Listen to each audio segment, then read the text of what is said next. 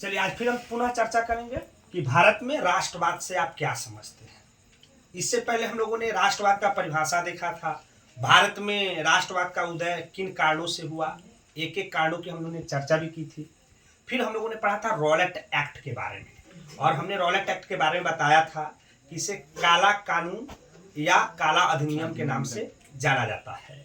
आज हम चर्चा करेंगे जालियांवाला बाग हत्याकांड के बारे में। सबसे पहले देख ले कि ये जालियांवाला बाग हत्याकांड है, एग्जाम की दृष्टि से यह भी मोस्ट वीवीआई प्रश्न है, पूछा गया प्रश्न है और पूछे जाने की संभावना भी है। सबसे पहले ऐसा कुछ ऑब्जेक्टिव निकाल लेते हैं कि किस तरह से ऑब्जेक्टिव पूछेगा। यहाँ से पूछेगा कि जालियांवाला बाग हत्याकांड कब हुआ, तो याद रखेंगे 13 अप्रैल 1919 ईस्वी को जालियांवाला बाग हत्याकांड हुआ। फिर एक ऑब्जेक्टिव पूछेगा आपसे कि जालियांवाला बाग हत्याकांड में गोली चलाने वाला अधिकारी कौन था। General O'Dyer.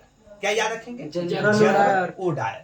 हम जानते हैं कि अमृतसर के जालियांवाला बाग में शांतिपूर्ण रूप से चल रही सभा पर जनरल ओ डायर ने निहत्थे लोगों पर गोलियां चलवा दी, जिसमें अगर सरकारी रिपोर्ट देखेंगे तो सरकारी रिपोर्ट के हिसाब से 389 लोगों की मृत्यु हुई थी और 1200 लोग घायल हुए थे। लेकिन अन्य रिपोर्ट कहता है कि लगभग 1000 लोग इसमें मारे गए थे।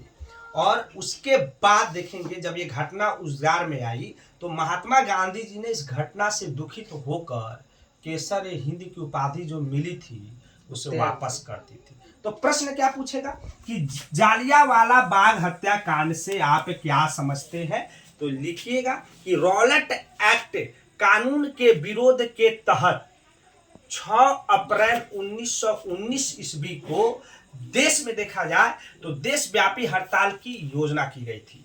अगले 3 दिन के बाद 9 अप्रैल 1919 ईस्वी को पंजाब के 2 स्थानीय नेता सत्यपाल और किचलू को गिरफ्तार करके जेल में डाल दिया गया था। इन दोनों को गिरफ्तारी को लेकर अमृतसर के जालियांवाला बाग में शांतिपूर्ण चल रही सभा पर जनरल ओ डायर ने निहत्थे लोगों पर गोलियां चलवा दी।